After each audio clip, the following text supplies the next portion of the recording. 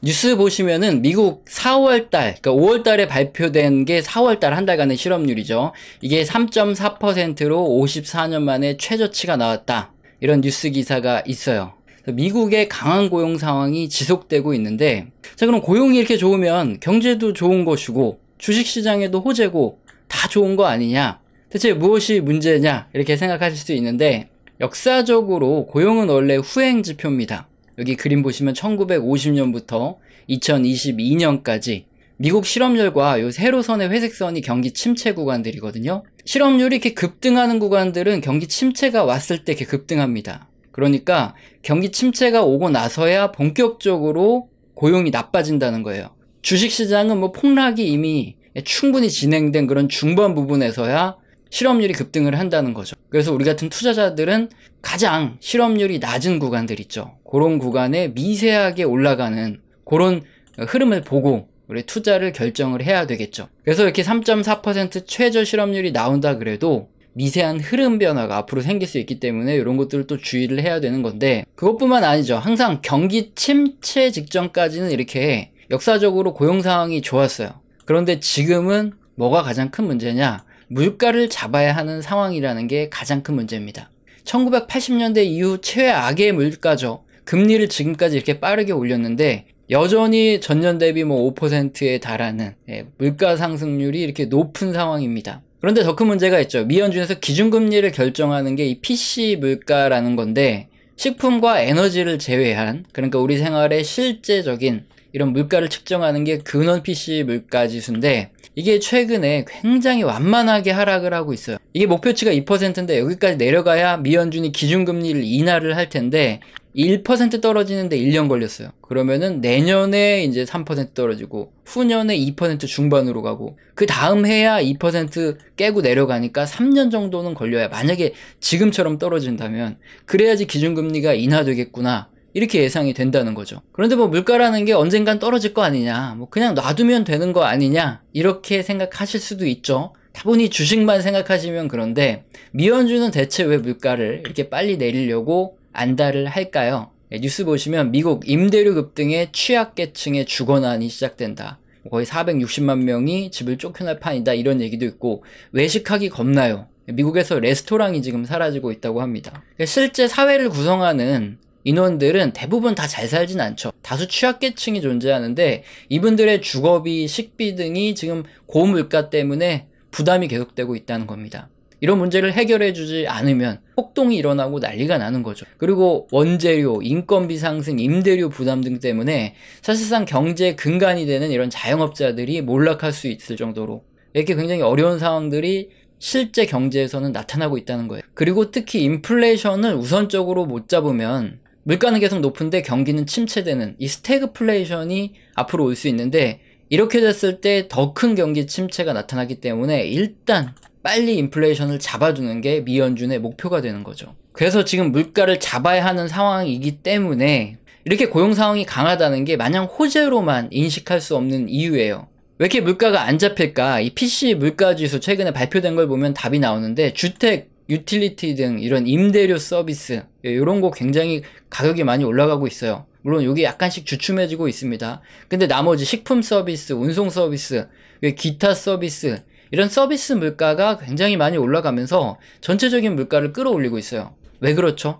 답은 인건비 때문이죠. 고용 상황이 너무 강하니까 임금이 올라서 어쩔 수 없이 서비스 물가도 올라가는 거예요. 특히 이번에 발표된 이 고용보고서에 실업률이 3.4%라고 말씀을 드렸는데, 이거 거의 완전 고용 수준입니다. 구인난이 있을 수밖에 없는 이 정도 수준인데, 뭐 대표적인 이유는 구조적인 문제 때문이거든요. 16세 이상의 생산 가능 인구 중에서 뭐 실제 취업을 하고 있거나 취업 활동을 하는, 즉 구직을 하는 사람의 비율을 노동시장 참여율이라 그래요. 그러니까 몇 명 정도가 일할 수 있는 사람 중에 일을 하느냐인데, 현재 한 63% 정도 미만으로 노란선입니다. 이렇게 떨어져 있어요. 과거에는 67%까지 있었다가 뚝 떨어졌고, 코로나 때는 60%까지 떨어졌다가 그래도 최근에 오른 게 63%예요.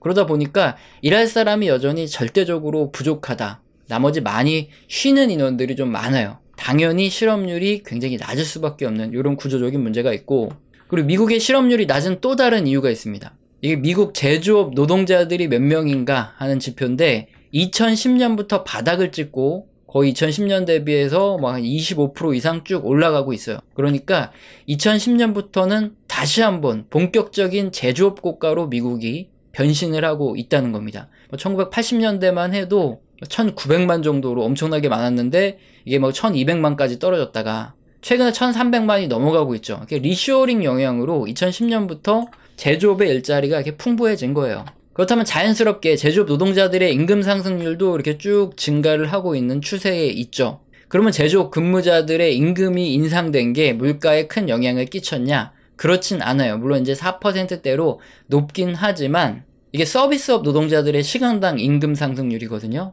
과거에는 3% 수준의 장기적으로 이런 임금 상승률이 유지돼 오다가 코로나가 끝나고 나서 전년 대비로 거의 뭐 14%까지 임금 상승률이 높아졌다가 최근엔 6%로 제조업 4%대 비해서 훨씬 높아요. 그러니까 코로나가 굉장히 큰 영향을 미쳤다. 이렇게 보시면 되고 또 제조업에도 일자리가 많이 생기고 있기 때문에 서비스업을 할 것인가 제조업을 할 것인가 이렇게 선택의 폭이 다양해졌죠. 그러니까 당연히 일할 사람이 부족하고 임금은 계속 올라가는 이런 구조가 만들어진 거예요. 이렇게 미국은 구조적으로 고용이 강할 수밖에 없는 이런 상황입니다. 그래서 아메리칸 드림이라 그러죠. 기회의 땅 미국으로 가자. 미국에 계속 임금은 올라가고 일자리는 많고 그게 다시 시작될 수도 있는 뭐 그런 상황인 거죠. 그렇다 보니까 전체적인 시간당 임금 상승률도 계속 높아지고 있어요. 여전히 전년 대비 4.4%나 이렇게 올라가고 있습니다. 사업주들 입장에서 임금 상승률이 전년 대비로 평균 뭐 한 4% 이렇게 올라가요. 그러면은 안 그래도 인플레이션 때문에 원재료 값도 올라가는데 당연히 가격을 올릴 수밖에 없죠. 제품 가격이든 뭐 서비스 가격이든 다 올릴 수밖에 없으니까 그래서 물가가 안 잡힌다 이겁니다. 그러니까 물가가 좀 빨리 잡혀줘야지 뭐 기준금리 인상이 중단되고 멈추기라도 할 텐데 고용이 이렇게 강하다는 게 결코 그렇게까지 호재는 아니라는 거죠. 자, 그리고 요번에 비농업 신규 고용자 수가 그러니까 농업 부분은 워낙에 변동성이 크니까 그 외에 나머지 부분의 신규 고용자 수가 25만 3천 명 증가했다. 이러면서 뭐 시장 컨센서스는 18만 1000명인데 훨씬 많다 그러면서 주식시장에서 굉장히 좋아하고 뭐 호재로 이렇게 발표되고 막 했는데 이게 과연 좋은 걸까요? 아니죠. 우리 같은 투자자들은 다른 걸 봐야죠. 가장 중요한 거는 비농업 신규 고용자 수의 전년 대비 증가율이에요. 이게 1990년대도 그렇고 증가율이 낮아지다가 경기 침체가 와서 폭락했고 2000년 IT 버블 때도 리먼 사태, 코로나 때 전부 다 증가율이 낮아지다가 폭락을 했어요. 지금도 이렇게 낮아지고 있습니다. 그러다가 어느 순간 뭐 침체 와서 폭락할지도 모르니까 투자자들한테 가장 중요한 건 이 증가율이고 지금이 떨어지고 있느냐 올라가고 있느냐예요. 특히 바닥 찍고 올라가기 시작하면 기가 막힌 매수 타이밍입니다. 그래서 우리 같은 투자자들은 바닥 찍고 올라갈 때 적극적으로 매수하고 고점 찍고 이렇게 떨어지는 구간들에서는 침체가 올 수 있으니까 조심해야 되는 게 비농업 신규 고용자 수인데 어쨌든 지금은 떨어지고 있다. 조심해야 될 시기다. 요걸 알 수 있다는 거죠. 이렇게 고용지표들을 알아봤는데 미연준의 FOMC 있죠. 파월 의장이 항상 했던 얘기가 있어요. 추후 데이터에 기반해서 금리를 결정하겠다. 이걸 항상 강조를 했고요. 고용시장이 강세가 계속되면은 추가 금리 인상이 필요할 수밖에 없다. 이런 얘기를 했는데 추후에 데이터들을 일단 봐야 되겠지만 물가는 잘 안 잡히고 고용은 계속 강세가 되죠. 그러니까 금리가 계속 올라갈지도 몰라요. 가장 최고의 시나리오는 강한 고용이 계속 유지되는 이런 상태에서 물가가 확실히 빨리 잡힌다. 그럼 이건 최고 시나리오입니다. 주식시장도 굉장히 좋아질 수 있어요. 반면에 최악의 시나리오는 뭐냐? 지금처럼 강한 고용이 지속돼요. 그리고 물가도 잘 안 떨어집니다. 그러면은 미연준은 계속 금리를 올릴 수밖에 없죠. 그럼 기준금리가 장기간 지속적으로 인상이 될 겁니다. 급등시키면은 경기 침체가 확 와버리니까 그러지는 못하고 물가는 잡아야 되고 하니까 장기간 계속 올려요. 그러면 결국에는 어떻게 됩니까?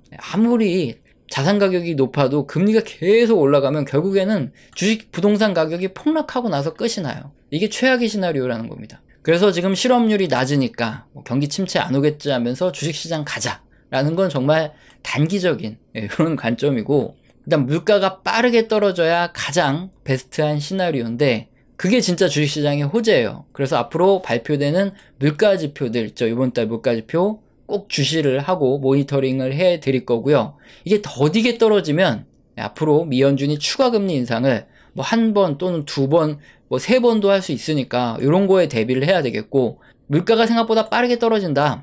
그러면은 뭐 단기적으로 주식시장은 괜찮을 수도 있겠네. 이렇게 생각을 해야 됩니다. 장기적으로 대세 상승할 거냐? 이제 금리가 굉장히 높잖아요. 돈 풀기가 했을 때 장기적인 대세 상승이지, 금리가 높을 때는 이 최고점에서 일어나는 이제 주식시장의 상승, 뭐 그런 거로 봐야 되지, 뭐 장기적인 대세 상승으로 보긴 좀 어렵겠죠. 자, 그래서 발표되는 물가 지수들을 확인하자. 이게 제일 중요합니다. 투자하시는 여러분은.